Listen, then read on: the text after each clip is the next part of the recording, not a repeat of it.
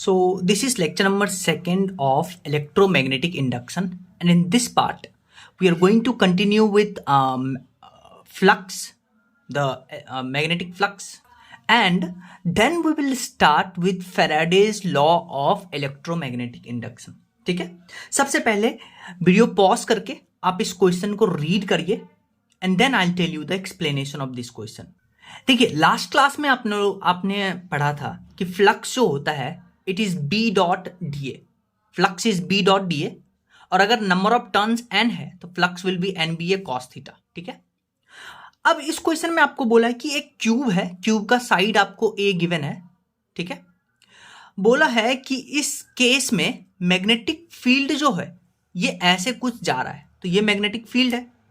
तो आपसे बोला है कि इसके हर एक सरफेस पे, हर एक फेस पे, क्यूब के 6 फेस होते हैं, तो हर एक फेस से जो मैग्नेटिक फ्लक्स लिंक हो रहा है वो बताना है. अब ध्यान से देखिए, जो face A B P Q है इससे तो कोई फ्लक्स पास ही नहीं कर रहा है. सिमिलरली आगे वाले फेस से, पीछे वाले फेस से, ऊपर और नीचे वाले फेस से फ्लक्स नहीं पास कर रहा है, मैग्नेटिक फील्ड नहीं पास कर रहा है, तो flux linked with these 4 faces will be 0. इतना समझ में आता है. तो flux is only linked to side A B C D, क्योंकि ए बी सी डी से ही मैग्नेटिक फील्ड पास कर रहा है. Similarly magnetic field P Q R S से पास कर रहा है, तो flux P Q R S से ही लिंक्ड होगा, और रिमेनिंग फेस का फ्लक्स क्या होगा? 0. तो देखिए, एबीसीडी की बात करते हैं. तो एबीसीडी में फ्लक्स का फॉर्मूला लगाइए बी ए कॉस थीटा. तो एबीसीडी में देखिए जो एरिया वेक्टर होगा और जो मैग्नेटिक फील्ड है, क्या आप देख सकते हैं कि एरिया वेक्टर और मैग्नेटिक फील्ड में 180 डिग्री का एंगल है. तो यहां थीटा 180 डिग्री लीजिएगा, कॉस 180 डिग्री -1 होता है, एरिया हो जाएगा ए इंटू ए, और मैग्नेटिक फील्ड बी गिवन है, तो flux linked with A B C D will be -ba². Similarly आप कैलकुलेट कर सकते हैं flux link with P Q R S, क्या होता है? B A cos theta. Area vector इधर होगा, मैग्नेटिक फील्ड भी इधर है, थीटा 0 डिग्री, कॉस 0 1 होता है, तो पी क्यू आर एस से जो फ्लक्स लिंक होगा that will be ba². Next question देखिए, वीडियो पॉज करिए, क्वेश्चन रीड करिए, then I will tell you the explanation. इस क्वेश्चन को करने से पहले आप एक छोटा सा कॉन्सेप्ट सीखिए. कॉन्सेप्ट क्या है? अगर आपके पास प्लेन है वो एक्स जेड में है तो एरिया वेक्टर वाई एक्सिस में होगा. अगर प्लेन एक्स वाई कोऑर्डिनेट में है तो एरिया वेक्टर जेड एक्सिस में होगा, और वाई जेड प्लेन में है तो एरिया वेक्टर एक्स एक्सिस में होगा. इसको कैसे याद रखेंगे? एक तो ये कॉन्सेप्चुअल है, दूसरा आप याद रख सकते हैं कि अगर प्लेन एक्स जेड कोऑर्डिनेट में है तो 3 ही कोऑर्डिनेट होते हैं, एक्स वाई जेड. अगर एक्स जेड है तो बाकी वाई होगा, तो वाई में ही एरिया वेक्टर होगा. एक्स वाई है, बाकी बचा जेड, तो जेड में ही एरिया वेक्टर होगा. वाई जेड है, बाकी बचा एक्स, तो एक्स में ही एरिया वेक्टर होगा. आप ऐसे भी सोच सकते हैं.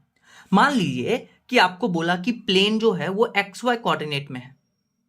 ठीक है, तो इसका एरिया वेक्टर बताइए कैसे होगा? आउटवर्ड नॉर्मल, ऐसे एरिया वेक्टर होगा आउटवर्ड नॉर्मल, तो वो किधर होगा? जेड डायरेक्शन में. तो एक्स वाई प्लेन में एरिया वेक्टर जेड एक्सिस में. सिमिलरली अगर एक्स जेड में है, कोऑर्डिनेट में है प्लेन, तो एरिया वेक्टर टुवर्ड्स वाई होगा, तो एक्स जेड में एरिया वेक्टर टुवर्ड्स वाई, यानी जे कैप में. अब आप क्वेश्चन को देखिए. क्वेश्चन में आपको बोला है कि एक लूप है, लूप का एरिया आपको गिवन है 10 मीटर स्क्वायर, और लूप प्लेस है एक्स जेड प्लेन में, यानी एक्स जेड प्लेन में तो एरिया वेक्टर होगा वाई एक्सिस, तो एरिया वेक्टर वाई एक्सिस मतलब जे कैप. तो आपसे पूछा एंड बोला है कि मैग्नेटिक फील्ड 10 टेस्ला है और ये वाई एक्सिस में लग रहा है, यानी मैग्नेटिक फील्ड अलोंग वाई है, यानी कि 10 जे कैप. तो आपसे पूछा फ्लक्स बताइए, तो फ्लक्स क्या होता है? B dot A. ठीक है, एरिया वेक्टर टुवर्ड्स जे है, मैग्नेटिक फील्ड टुवर्ड्स जे है, तो थीटा विल बी 0 डिग्री, क्योंकि दोनों सेम डायरेक्शन में है, तो दैट विल बी 10 × 10, यानी कि 100 weber. And now we will study a very important, that is Faraday's law. Faraday's law क्या कहता है? ध्यान से सुनिए. मान लेते हैं कि ये आपके पास एक प्लेन है, ठीक है, एक कोई कॉइल है, रखते हैं कॉइल मानते हैं. अगर इस कॉइल को आप क्या करते हैं, एक मैग्नेटिक फील्ड में घुमाते हैं, कॉइल को क्या करें, मैग्नेटिक फील्ड में आप घुमा रहे हैं, तो क्या होगा? कॉइल से जो मैग्नेटिक फ्लक्स होगा वो चेंज होगा, और फैराडेज लॉ ये कहता है कि अगर किसी कॉइल में मैग्नेटिक फ्लक्स चेंज होगा तो इस कॉइल में क्या होगा, इंड्यूस्ड ईएमएफ डेवलप होगा, और अगर सर्किट को क्लोज कर देंगे तो यहां बेसिकली इंड्यूस्ड करंट डेवलप होगा, और इसी फेनोमेना को बोलते हैं इलेक्ट्रोमैग्नेटिक इंडक्शन। तो पढ़िए, whenever there is change in magnetic flux linked with the coil then induced EMF is developed, and if the circuit is closed then current starts flowing, this phenomena is electromagnetic induction. तो क्या करना है, magnetic flux को change करवाना है, जिसके कारण से इंड्यूस्ड ईएमएफ डेवलप होगा और जिसके कारण से इंड्यूस्ड करंट डेवलप होगा। ठीक है, तो क्या आप बोल सकते हैं कि जो इंड्यूस्ड ईएमएफ है वो rate of change in flux है? फाई को आप फ्लक्स ही तो बुलाते हैं, तो ईएमएफ का फॉर्मूला हो गया, मैग्नीट्यूड की बात करते हैं, that will be d phi upon D t, यानी rate of change in flux with respect to time. अच्छा, लेंज ने एक नेगेटिव साइन दिया था ताकि डायरेक्शन बताए कि ईएमएफ कैसे डेवलप होता है, तो ईएमएफ हो जाता है minus D phi upon D T. ठीक है, एक बार जब आप ईएमएफ कैलकुलेट कर लीजिएगा तो आप ओम्स लॉ लगा करके ईएमएफ होता है आई इंटू आर से, तो यहां इंड्यूस्ड करंट निकाल सकते हैं, और ईएमएफ का वोल्ट यूनिट क्या होगा, वोल्ट ही तो होगा। ठीक है, तो अगर आप देखिए फ्लक्स का formula B A cos theta होता है, तो आप कॉमन सेंस लगा के भी बोल सकते हैं कि फ्लक्स किस किस पे डिपेंड कर रहा है। हाँ, एक तो मैग्नेटिक फील्ड पे डिपेंड कर रहा है, एरिया ऑफ द कॉइल या लूप पे डिपेंड कर रहा है, और दूसरा थीटा पे, कि मैग्नेटिक फील्ड और एरिया वेक्टर के बीच का एंगल कितना चेंज हो रहा है। जैसे आप एसी जनरेटर पढ़ते हैं 9th 10th में, फिर 12th में, तो आप इसमें क्या करते हैं, इस कॉइल को घुमाते हैं। कॉइल को घुमाने का मतलब आप थीटा चेंज कर रहे हैं, और थीटा चेंज होगा तो मैग्नेटिक फ्लक्स चेंज होगा, जिसके कारण से ईएमएफ डेवलप होगा। इसको आप सर्किट में कनेक्ट करते हैं, आपको सर्किट में इंड्यूस्ड करंट मिलता है। So this phenomena is known as electromagnetic induction. जैसे वीडियो पॉज करिए, इस क्वेश्चन को रीड करिए, then I will tell you the explanation. So question में आपको बोला है कि एक कॉइल में जो फ्लक्स है वो उसका, ये आपको एक इक्वेशन गिवन है, तो आप क्लियरली यहां से ये बता सकते हैं कि जो फ्लक्स है वो टाइम पे डिपेंड कर रहा है, यानी फ्लक्स चेंज होगा।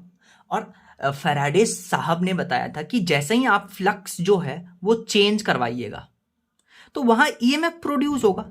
तो आपसे पूछा है कि यही इंड्यूस्ड ईएमएफ बताइए टी इक्वल टू 1 सेकेंड पे। तो अभी अभी आप पढ़ के आए कि इंड्यूस्ड ईएमएफ का फॉर्मूला होता है rate of change in flux with respect to time. तो यहां पे फाई आपको गिवन है, इसका आप डिफरेंशिएशन करिएगा, डिफरेंशिएशन आपको करना आता है, टाइम का वैल्यू 1 सेकेंड रखिएगा, आपके पास ईएमएफ प्रोड्यूस आ जाएगा। अगर आपको इस कॉइल का रेजिस्टेंस दे देगा और ईएमएफ आपको गिवन है, इंड्यूस्ड करंट आप निकाल सकते हैं V equal to I R से, तो आई हो जाएगा EMF upon resistance. So simple. अब नेक्स्ट क्वेश्चन करने से पहले एक छोटा सा कॉन्सेप्ट सीखिए। देखिए, जब आप डिफरेंशिएशन पढ़ते हैं तो आपको पता है इस टी स्क्वायर का differentiation with respect to time 2t होगा, एक्स स्क्वायर का differentiation with respect to X 2x होगा।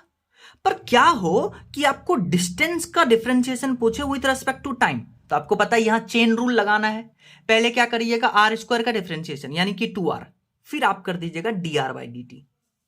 सिमिलरली मान लीजिए y का डिफरेंशिएशन करना है विद रिस्पेक्ट टू x, तो पहले आप क्या करिएगा, इस y टू द पावर 4 का डिफरेंशिएशन यानी 4y3, और फिर आप dy अपॉन dx कर दीजिएगा। तो यहां चेन रूल लगाना है, तो ये डिफरेंशिएशन आपको आना चाहिए नेक्स्ट क्वेश्चन करने से पहले। जैसे आप इस क्वेश्चन को रीड करिए and then I will tell you the explanation. Video pause करके इसको रीड करिए। देखिए क्वेश्चन में क्या बोला है, आपको आपके पास एक सर्कुलर लूप है, और सर्कुलर लूप का जो रेडियस है वो आपको 5 सेंटीमीटर गिवन है, और बोला कि ये जो सर्कुलर लूप का प्लेन है, मैंने आपको बताया था कि सर्कुलर लूप का प्लेन जो होता है क्या होता है, एक्सिस क्या होता है। बोला कि सर्कुलर लूप जो है वो मैग्नेटिक फील्ड के परपेंडिकुलर रखा हुआ है, और मैग्नेटिक फील्ड का वैल्यू आपको 10 टेस्ला गिवन है।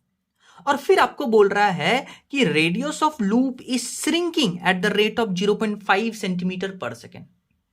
इसका मतलब यह है कि आपको जो रेडियस है कॉइल का वो dr अपॉन dt वो श्रिंक कर रहा है 0.5 सेंटीमीटर पर सेकेंड से, तो आपको dr/dt आपको गिवन है। तो आपसे पूछा है कि 5 सेंटीमीटर रेडियस कॉइल है, आपसे पूछा इंड्यूस्ड ईएमएफ बताइए। अब आप देखिए इंड्यूस्ड ईएमएफ का एक ही formula d phi upon dt, ठीक है, और फाई को लिखते हैं बी ए कॉस थीटा। अब इस कॉइल का एरिया वेक्टर और मैग्नेटिक फील्ड दोनों सेम डायरेक्शन में, तो थीटा 0 डिग्री होगा। ठीक है।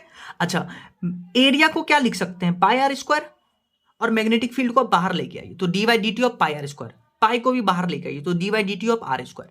अब आप देखिए डिफरेंशिएशन, आर स्क्वायर का differentiation with respect to time, तो अभी चेन रूल लगाइएगा। आप क्या करिएगा, आर स्क्वायर का पहले डिफरेंशिएशन 2r, फिर आप D R by d T कर दीजिएगा। इतना समझ में आया। अब आप देखिए मैग्नेटिक फील्ड का वैल्यू आपको गिवन है 10 टेस्ला, रेडियस आपको गिवन है 5 सेंटीमीटर, जिसको आप यूज करिएगा एसआई यूनिट में, और फिर D R by d T आपको गिवन है 0.5 सेंटीमीटर पर सेकेंड, सेंटीमीटर को मीटर में चेंज करिएगा, आपके पास इंड्यूस्ड ईएमएफ आएगा। नेक्स्ट क्वेश्चन देखिए, ये क्वेश्चन एक इंपॉर्टेंट प्रोफाइल है क्वेश्चन का, जिसमें ढेर सारा क्वेश्चन है, ताकि जो आपका कॉन्सेप्ट है वो क्लियर हो। तो वीडियो पॉज करिए, क्वेश्चन रीड करिए, then I will tell you the explanation. देखिए क्वेश्चन में आपको बोला है कि एक कॉइल है, कॉइल का एरिया आपको गिवन है A, और नंबर ऑफ टर्न्स गिवन है कॉइल का N, और बोला है कि इसको हम मैग्नेटिक फील्ड B में रखते हैं, और आपको बोला भी है कि कैसे रखा है, coil is placed perpendicular to magnetic field, यानी कि अगर आपके पास ये कॉइल है तो मैग्नेटिक फील्ड ऐसे होगा, तभी तो कॉइल का प्लेन जो होगा वो मैग्नेटिक फील्ड के परपेंडिकुलर रखा होगा। ठीक है। अब आपको क्या बोला कि coil is rotated through 180 degree, तो आपसे पूछा है change in flux, induced EMF, induced current and charge phloem, इस कॉइल में कितना चार्ज फ्लोन होगा। पहले आप देखिए, इसको रोटेट करने से पहले इनिशियल बात करिए, तो इनिशियल फ्लक्स क्या होगा, NBA cos theta. Initial flux में एरिया वेक्टर भी इधर, मैग्नेटिक फील्ड भी इधर, तो angle between area vector and magnetic field will be 0, तो flux will B NBA cos theta, और एन नंबर ऑफ कॉइल का टर्न है, तो इनिशियल फ्लक्स हो गया एनबीए। फिर आपने क्या किया, इसको 180 डिग्री घुमाया, 180 डिग्री घुमाया, तो अब एरिया वेक्टर क्या होगा, मैग्नेटिक फील्ड के साथ 180 डिग्री एंगल बनाएगा, तो φ2 क्या हो जाएगा, NBA cos 180 degree, cos 180 degree होता है -1, तो φ2 आ गया माइनस एनबीए। आपसे पूछा है change in flux, change in flux होता है final flux minus initial flux, final है माइनस एनबीए माइनस इनिशियल क्या था एनबीए, तो यहां चेंज इन फ्लक्स आ गया -2 एनबीए। मैग्नीट्यूड की बात करेंगे तो इतना। फिर आपसे पूछा इंड्यूस्ड ईएमएफ, और मैंने आपको बताया था कि इंड्यूस्ड ईएमएफ क्या होता है, इंड्यूस्ड ईएमएफ होता है change in flux per unit time, तो यहां से इंड्यूस्ड ईएमएफ लिख सकते हैं delta phi upon delta T. ठीक है, और डेल्टा फाई अभी आप कैलकुलेट करके आए हैं 2 NBA divided by delta T, तो ये आपके पास इंड्यूस्ड ईएमएफ आ गया। अब हम बात करते हैं चार्ज फ्लोन की।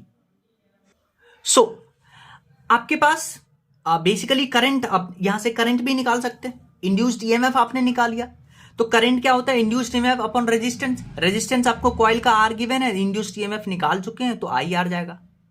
फिर आई होता है D Q upon D T, तो डी क्यू लिख सकते हैं, आई डी टी दोनों तरफ इंटीग्रेट करिएगा तो आपके पास टोटल चार्ज फ्लोन आ जाएगा आई डेल्टा टी। आई आप कैलकुलेट कर चुके हैं, डेल्टा टी से मल्टीप्लाई कर दीजिएगा, तो देखिए डेल्टा टी खत्म, तो चार्ज आ गया 2 एनबीए अपॉन आर। अब आप चार्ज फ्लोन जो है उसका आप फॉर्मूला देखिए, या उसका आप रिलेशन देखिए। इस चार्ज फ्लोन वाले रिलेशन में टाइम कहीं नहीं आ रहा है, इसका मतलब यह है कि चार्ज फ्लोन जो है it is independent of the time. चाहे आप ईएमएफ की बात करते हैं, करंट की बात करते हैं, सब टाइम पे डिपेंडेंट है, लेकिन charge phloem is independent of time. तो ये याद रखिएगा, एक बेसिकली एमसीक्यू है, थियोरेटिकल क्वेश्चन है कि चार्ज फ्लोन जो है वो टाइम पे डिपेंड नहीं करता है। चार्ज फ्लोन टाइम पे मतलब रेट ऑफ चेंज जो है इसमें नहीं ऑब्जर्व होता है।